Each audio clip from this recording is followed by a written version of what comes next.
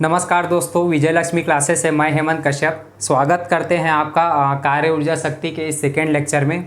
इससे पहले हमने कार्य ऊर्जा शक्ति का जो पहला पार्ट किया है उसमें जितने भी थ्योरिकल पॉइंट है वो आपको कवर करा चुके हैं। वो आप एक बार देख लीजिएगा, क्योंकि वो देखेंगे तो आपको ये चैप्टर समझ में आएगा। उसके बाद हम ये इस वीडियो में न्यूमेरिकल क्वेश्चन कराने वाले हैं, तो इसे समझने के लिए पहले आप वो वीडियो ज़रूर देख लीजिएगा।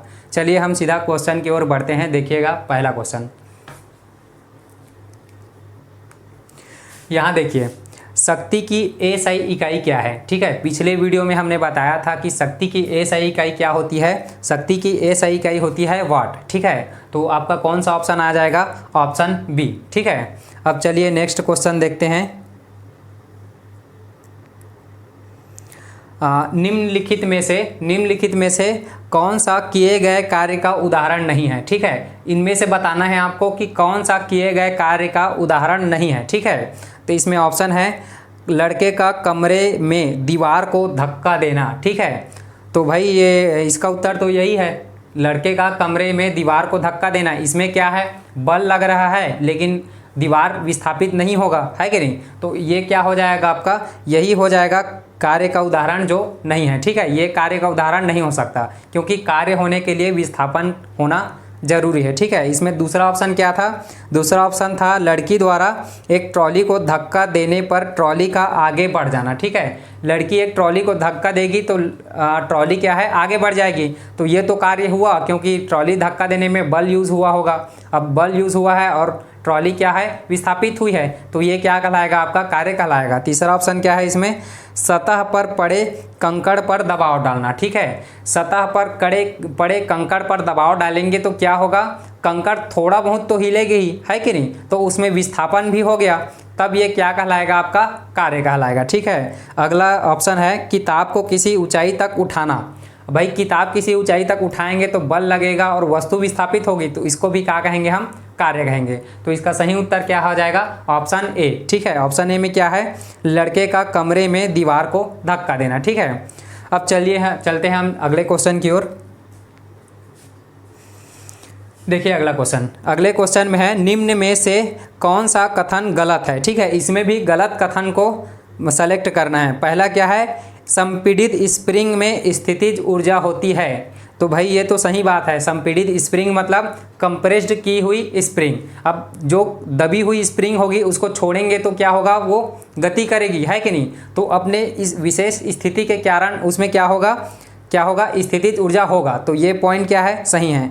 अगला ऑप्शन है इसमें, उठाए गए हथौड़े में स्थितिज ऊर्जा होती है। बिल्कुल सही बात है, उठाए गए हथौड़े में अपनी विशेष स्थिति के कारण क्या होता है, स्थितिज ऊर्जा होती है। ठीक है, अगला पॉइंट क्या है, बांध के जल में गतिज ऊर्जा होती है। ये पॉइंट आपका गलत है भाई। बांध के जल में क्या होता है, स्थितिज ऊर्जा होता है। अगर बांध का जल छूट गया है, वो गति अवस्था में है, तब उसमें गतिज अवस्था होगी, गतिज ऊर्जा होगी, है कि नहीं। अभी लेकिन क्या होगा, बांध के जल में क्या होगा, स्थितिज ऊर्जा होगा। ठीक है, अब अगला पॉइंट है, गतिशील कार में गतिज ऊर्जा होती है। ये पॉइंट भी सही है, गतिशील कार में क्या होगी, आपकी गतिज ऊर्जा होगी। तो इसमें ऑप्शन सही कौन सा हो जाएगा, आपका ऑप्शन सी। ठीक है, गतिज ऊर्जा स्थितिज ऊर्जा पिछले चैप्टर में हमने देखा ही था, उसका आप अगर नहीं देखे होंगे तो वीडियो देख लीजिएगा। जो थ्योरिकल पॉइंट है उसको आप पहले समझ लीजिए, उसके बाद उसका जो न्यूमेरिकल क्वेश्चन है या फिर थ्योरिकल क्वेश्चन है वो समझने में आपको आसानी होगी। ठीक है, अब चलते हैं अगले क्वेश्चन की ओर। देखिएगा अगला क्वेश्चन क्या है, निम्न में से कौन सी ऊर्जा की वाणिज्यिक इकाई है। ठीक है, ऊर्जा की क्या पूछा है, वाणिज्यिक इकाई या फिर क्या बोल सकते हैं, व्यावसायिक इकाई। तो इसमें ऑप्शन है KHM पहला ऑप्शन, दूसरा ऑप्शन KWH। यही है भाई, सेकेंड ऑप्शन क्या है आपका, सही हो जाएगा। KWH क्या है, ऊर्जा की वाणिज्यिक इकाई है। ठीक है, WHM थर्ड ऑप्शन, ये भी गलत है, और KWM ये भी आपका गलत है। तो सही ऑप्शन कौन सा होगा, ऑप्शन बी। ठीक है, चलिए चलते हैं अब अगले क्वेश्चन की ओर। अगला क्वेश्चन देखिएगा, प्रतिदिन 10 घंटे के लिए 200 वाट का एक इलेक्ट्रिक बल्ब उपयोग किया जाता है। बल्ब द्वारा एक दिन में कितने यूनिट ऊर्जा प्रयुक्त की जाएगी। ये आपका न्यूमेरिकल क्वेश्चन आपके प्रीवियस ईयर से एग्जाम से लिया गया है। आप इसको ध्यान से करिएगा। इसमें क्या है दिया गया है, इसमें दिया गया है कि प्रतिदिन के लिए 10 घंटे, ठीक है। कितना दिया गया है प्रतिदिन के लिए? 10 घंटे, ठीक है। ये एक वैल्यू हमको दी गई है। सेकेंड वैल्यू क्या दी गई है के लिए 200 वाट का इलेक्ट्रिक बल्ब। बल्ब कितना है? 200 वाट का क्या है? इलेक्ट्रिक बल्ब है, ठीक है। बल्ब उपयोग किया जाता है। बल्ब द्वारा एक दिन में कितने यूनिट ऊर्जा प्रयुक्त की जाएगी? देखिए, बल्ब द्वारा एक दिन में कितने यूनिट ऊर्जा प्रयुक्त की जाएगी वो पूछा है, ठीक है। तो कितना यूनिट प्रयुक्त की जाएगा वो हमको क्या है निकालना है। ऐसे क्वेश्चन में आप ध्यान रखिएगा, हमको यूनिट में जब मान निकालना होगा ना, तो यूनिट में मान निकालने के लिए क्या करना पड़ेगा? पहले जो वाट में दिया गया है उसको क्या करेंगे, हम यूनिट में चेंज करेंगे, फिर घंटे का गुणा करेंगे। पिछले वीडियो में हमने आपको बताया था कि 1 यूनिट बराबर क्या होता है? 1 यूनिट बराबर होता है 1 किलो वाट घंटा, ठीक है। तो यहाँ पे 1 किलो वाट घंटा बराबर 1 यूनिट होता है कि नहीं? तो यहाँ पे हम क्या लिख सकते हैं? 1 किलो वाट की जगह क्या लिख सकते हैं? ये 200 वाट, ठीक है। लेकिन ये क्या है अभी केवल और केवल वाट में है।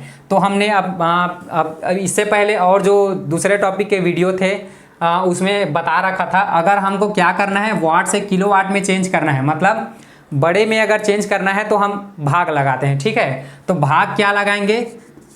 200 भागित कितने वाट बराबर 1 किलो वाट होता है? तो 1000 वाट बराबर क्या होता है? 1 किलो वाट होता है। तो इसमें 1000 का भाग लग जाएगा, ठीक है। 2 एकम और 2 पंचे, ये क्या आ जाएगा? 1/5। तो 200 वाट को हम क्या लिख सकते हैं? 1/5 किलो वाट भी लिख सकते हैं, ठीक है। तो यहाँ पे क्या आ जाएगा? 200 वाट की जगह हम लिख सकते हैं 1/5 किलो वाट, ठीक है। अब यहाँ पे क्या है? अगले में घंटा है, ठीक है। किलो वाट घंटा, तो कितने घंटे यूज करना है? 10 घंटे। अब ध्यान रखिएगा इसमें क्या बोला गया है? प्रतिदिन बोला है, ठीक है। और इसमें निकालना कितने का है? केवल और केवल 1 दिन का निकालना है। तो प्रतिदिन की जगह हम यहाँ पे क्या यूज कर सकते हैं? मान लो कि जैसे क्वेश्चन में दिया रहेगा कि 1 महीने के लिए, तो 1 महीने में यहाँ क्या आ जाएगा? 30 दिन आ जाएगा। लेकिन चूंकि यहाँ पे 1 दिन के लिए ही निकालना है तो यहाँ पे क्या आ जाएगा? 1 आ जाएगा, ठीक है। तो ये क्या हो जाएगा? 5 एकम और 5 दोने, ठीक है। तो कितने यूनिट हो गया? ये 2 यूनिट। समझ में आ गया? ये कौन से ऑप्शन में है आपका? ये है आपका ऑप्शन नंबर सी में, ठीक है। ये आ जाएगा आपका 2 यूनिट, ठीक है। अगर आपको आज का ये हमारा वीडियो आपको अगर अच्छा लगा होगा तो प्लीज़ चैनल को लाइक शेयर एंड सब्सक्राइब जरूर कीजिएगा। बने रहिएगा हमारे साथ। मिलते हैं अगले वीडियो में, तब तक के लिए धन्यवाद।